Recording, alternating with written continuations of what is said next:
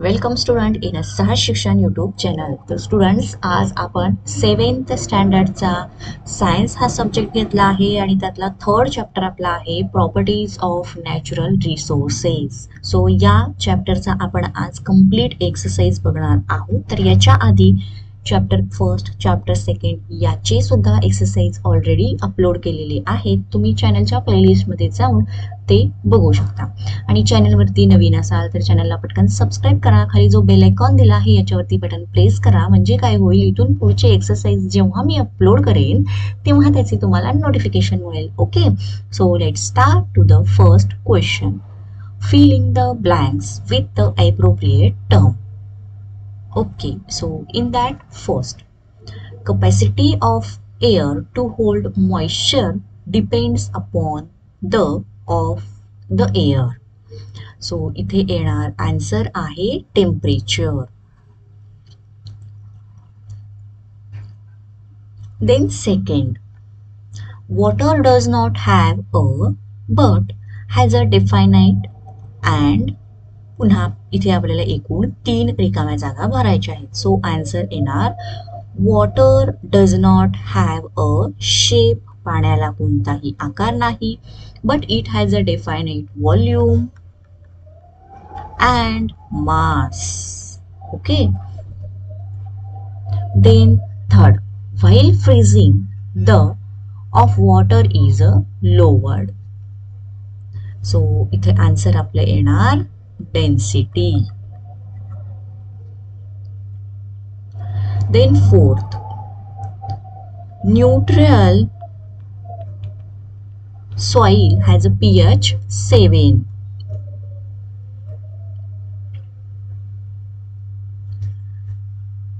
So student, चॅनलवरती नवीन असाल तर चॅनलला पटकन सबस्क्राईब करा. व्हिडिओ एंडपर्यंत नक्की बघा. आवडल्यास लाईक करा. तुमच्या फ्रेंड्सना सुद्धा शेअर करा. चलो अभी देखते हैं second question. Y is the sed that. असं का म्हटलं आहे. So in that air is a homogeneous mixture of various gases. म्हणजेच हवेला वेगवेगळ्या वायूंचे मिश्रण असं का म्हटलं आहे. And C the answer. In that air is made of oxygen, nitrogen, carbon dioxide, water vapor and dust particles. म्हणजे हवेमध्ये ऑक्सिजन असतो, नायट्रोजन असतो, कार्बन डायऑक्साईड असतो, पाण्याची वाफ असते, तसेच काही डस्ट पार्टिकल म्हणजे धुलीकण असतात. All these are in a different proportions. तर हे वेगवेगळ्या प्रोपोर्शनमध्ये असतात. Therefore air is a mixture. Now next B question, water is a universal solvent. Okay, now see the answer. First point, water dissolves more substances than any other liquid. तर पाणी हे असं आहे की ज्याच्यामध्ये अनेक पदार्थ विरघळतात. It dissolves solids, other liquids and even gases in it. तर पाण्यामध्ये सॉलिड्स म्हणजे स्थायू किंवा लिक्विड्स जे आहेत आणि इवन गॅसेस सुद्धा आहेत ते सुद्धा त्याच्यामध्ये विरघळतात. Therefore it is called as a universal solvent. Then second point, water is used as a solvent in factories. तर ते फॅक्टरीज कारखान्यांच्यामध्ये यूज केलं जातं. इन लॅबोरेटरीजमध्ये यूज केलं जातं. फूड स्टॉक्स म्हणजे खाद्यपदार्थांचे जे कारखाने आहेत त्यांच्यामध्ये यूज केलं जातं. And in various types of biological processes occurring in the body such as a digestion, excretion, etc. तर पाणी हे जसं फॅक्टरीजमध्ये, लॅबोरेटरीजमध्ये किंवा जे अन्नपदार्थांचे कारखाने आहेत त्यांच्याशिवाय various types of biological processes, तर आपल्या शरीरामध्ये सुद्धा डायजेशनसाठी आणि आपल्या पदार्थांचे जे विघटन आहे ते झाल्यानंतर त्याच्यातून जो टाकाऊ पदार्थ आहे ते बाहेर पडण्यासाठी सुद्धा पाण्याचा यूज होतो.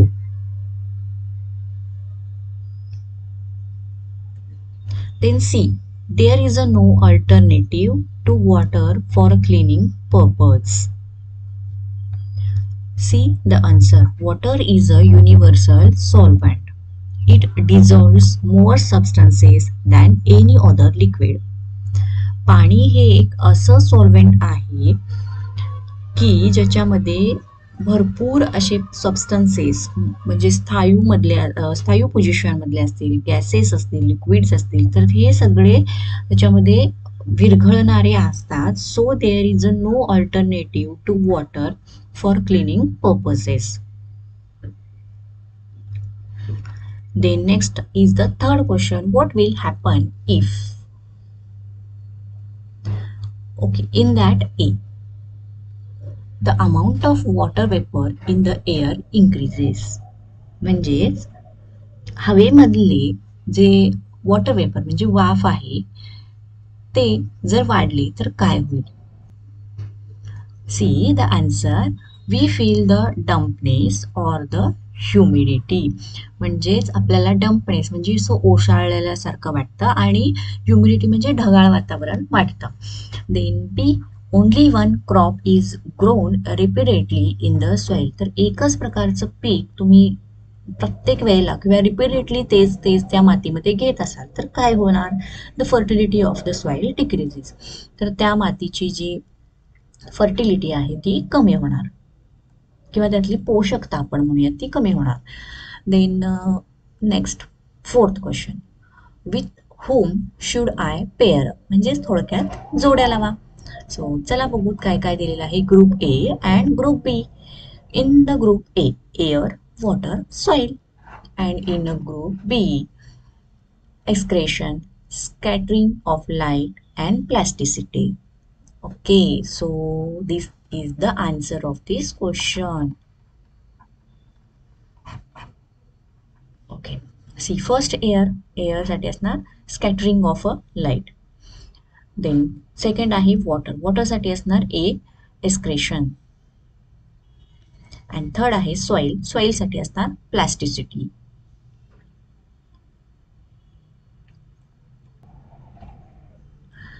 Now fifth, state whether the following statements are true or false. तर या ठिकाणी त्यांनी जे स्टेटमेंट दिलेले आहे बरोबर आहे का चूक आहे ओळखायचं आहे. So in that A, sandy soil has a low capacity of holding water. तर वाळू जी असते या वाळूमध्ये पाणी धरून ठेवण्याची क्षमता कमी असते आणि हे स्टेटमेंट ट्रू आहे. D, sea water is a bad conductor of electricity. Okay, so the statement आहे हे कसं आहे? फॉल्स आहे, कारण sea water is the good conductor of electricity. C question, the substances in which a solute dissolves is called a solvent. Okay, so this statement is also true. D, the pressure exerted by air is called atmospheric pressure, and this is the also true statement. Now next is the sixth question. Explain the picture in your own words. चला बघू. हा त्यांनी picture दिलेला आहे, picture A and picture बी. तर इथे एक छोटीशी अशी दरी दिसतीये आपल्याला, छोटस एक आपण काय म्हणू खड्डा टाईप दिसते आणि याच्यामध्ये पाणी भरलेलं आहे. आणि बी मध्ये इथलं टेम्परेचर आहे हे खूप कमी झाल्यानंतर इथला हा जो खालचा भाग आहे किंवा ही छोटा आपण जो खड्डा म्हणला होता याच्यामध्ये त्या पाण्यातला बर्फ झालेला आहे. सो त्यावरून आपल्याला आता लिहायचं आहे diagram A, water is filled in the crack किंवा त्या छोट्याशा दरीमध्ये काय झालेलं पाणी भरलेलं आहे. डायग्राम बी, आता डायग्राम बी आहे ही. ओके, तो याच्यामध्ये काय झालेलं आहे बघा, water in the crack turns to ice due to decrease in a temperature. Temperature कमी झाल्यानंतर तिथलं जे पाणी होतं त्याचा बर्फ बनला आहे. When it turns to ice the volume increases and it expands. जेव्हा त्याचं पाण्यापासून बर्फ तयार होतो त्याचा व्हॉल्यूम आहे किंवा त्याचा आकारमान जो आहे हा वाढतो. Due to expansion the size of crack widens more than a diagram A. आणि त्यामुळेच काय झालेलं आहे इथे बघा, हे अगदी असं छोटंसं क्रॅक झालेलं दिसतंय, पण इथं बघा याचा आता बर्फ झाल्यामुळे याची साईज वाढलेली आहे आणि त्यामुळे हा जो छोटासा खड्डा वाटणारा होता किंवा छोटीशी जी दरी वाटत होती त्याचं काय झालेलं आहे, थोडं एक्सपान्शन झालेलं आहे. Okay, this is the answer. Next is the seventh question. Write answers to the following questions in your own words. So let's see the question A. How is light scattered by the air? म्हणजेच हवेमधून लाईटचं scattering कसं होतं विचारलेलं आहे. And the answer, air is a mixture of very fine particles of some gases, dust, smoke and moisture. तर आपल्याला माहितीच आहे हवेमध्ये छोटे छोटे फाईन पार्टिकल्स असतात, गॅसेसचे धुलीकण असतात, धूळ असतो किंवा दवबिंदू असतात. Okay, when rays of light fall on these minute particles, the particles spread the light in all direction. जेव्हा लाईट रेज असतात ते त्याच्यावरती आपटतात किंवा आदळतात, तिथून ते काय होतात, ऑल डायरेक्शनला स्प्रेड होतात. This natural phenomena is called scattering of a light.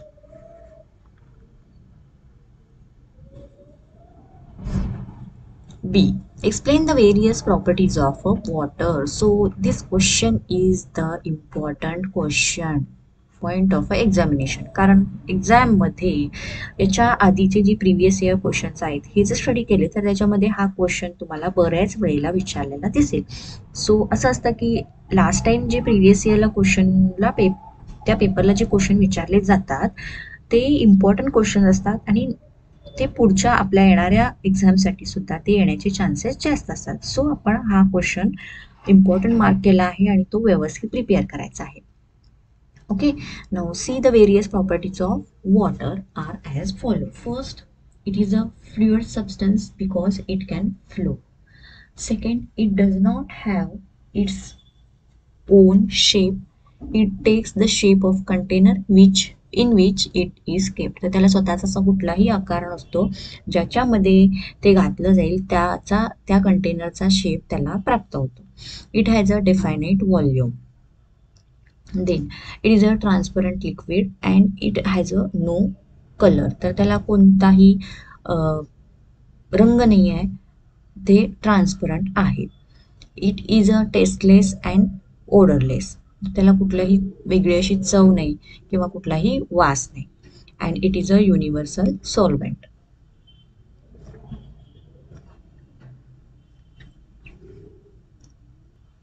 Next, C.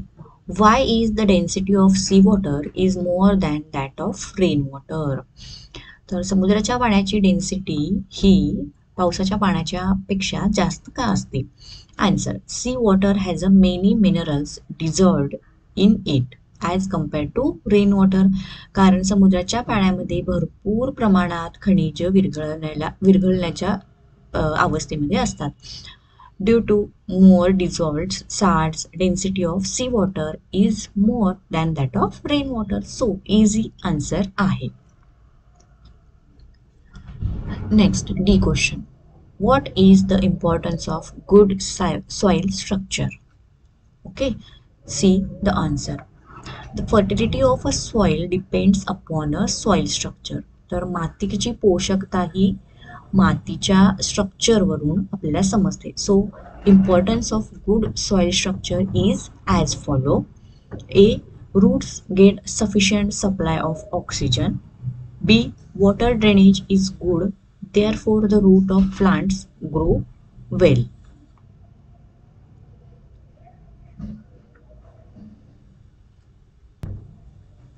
E question. What are the various uses of soil? मातीचे uses, उपयुक्तता काय आहेत, वेगवेगळे उपयोग काय आहेत? Answer. The uses of soil are as follows. First, plant conservation. To help plants grow. झाडांना वाढण्यासाठी मदत करणे. Water conservation. Soil holds water as a result by means of bunds and lakes. We can get water for use throughout the year. तर पाणी धरून ठेवण्यासाठी सुद्धा मातीचा उपयोग होतो. Plasticity. In that a soil can be given any required shape. तर मातीला कशाही प्रकारचा आपल्याला आकार देता येतो. This property of soil is called plasticity. Because of its plasticity, we can use it to make articles of a variety of shape. तर या प्लास्टिसिटी गुणधर्मामुळेच आपण त्याच्यापासून वेगवेगळे आर्टिकल्स किंवा भांडी वस्तू बनवू शकतो. These articles can be baked to make them hard. तर ते जे वस्तू बनवलेल्या आहेत ह्या नंतर भाजल्या जातात कठीण होण्यासाठी. Water storage, earthen pots, earthen labs, idols, bricks, etc. are articles made from soil. तर पाणी साठवण्यासाठीची जी भांडी आहेत किंवा ज्या मूर्त्या आहेत तसेच काही विटा आहेत हे सुद्धा या मातीपासून बनवल्या जातात.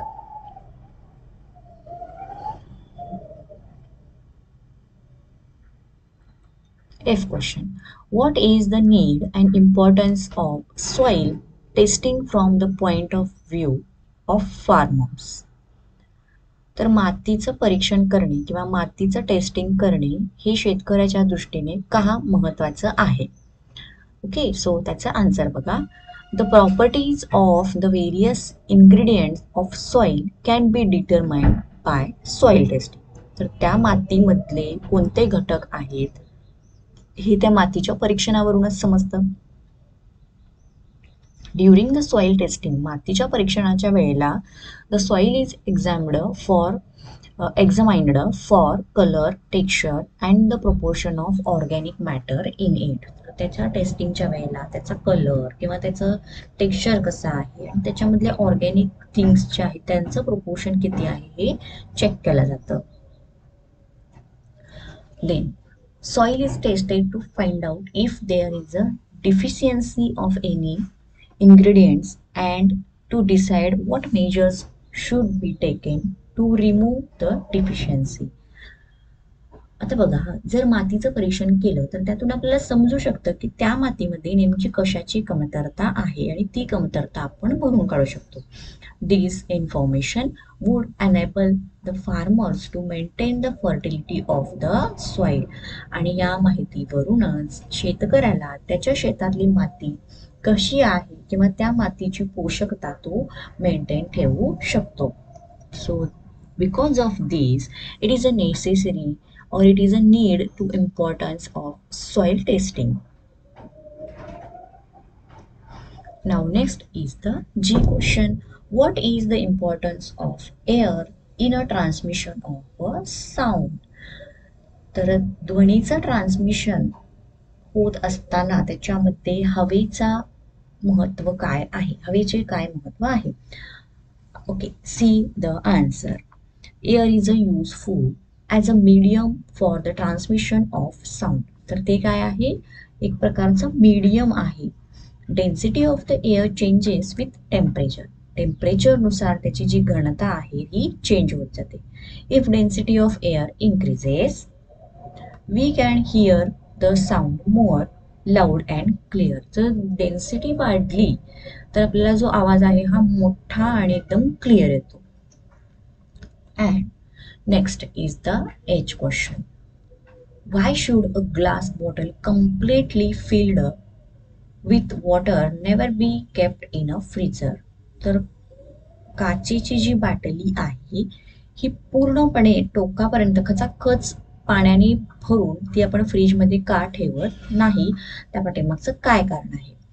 And see the answer. Due to anomalous behavior of water, when you cool water below 4 degrees Celsius, the volume of the water increases. जेव्हा पाण्याचं टेम्परेचर हे 4 डिग्रीपेक्षा खाली जाईल तेव्हा त्याचं जे व्हॉल्यूम आहे, आकारमान म्हणतो आपण त्याला, ते वाढतं. Therefore, when the glass bottle completely filled with the water is kept in a freezer. तर जेव्हा अशा वेळेला काचेची जी बाटली आहे जी पूर्ण खचाखच पाण्याने भरून फ्रीझरमध्ये ठेवलेली आहे, water expands on cooling and it volume increases, so glass bottle breaks. तर त्यामुळे काय होणार, त्याचं पाण्याचं रूपांतर होणार. सो पाणी जे आहे हे थंड होणार आणि त्याचं व्हॉल्यूम जे आहे हे इन्क्रीज होणार आणि ते वाढल्यामुळं ती जी ग्लासची बॉटल आहे ही ब्रेक होणार. To avoid this, completely filled bottle is never kept in a freezer. So student, आपला या ठिकाणी हा एक्सरसाइज संपला आहे. तुम्हाला व्हिडिओ आवडला असेल तर व्हिडिओला नक्की लाईक करा, चॅनलला सबस्क्राईब करा. थँक्यू. Bye bye.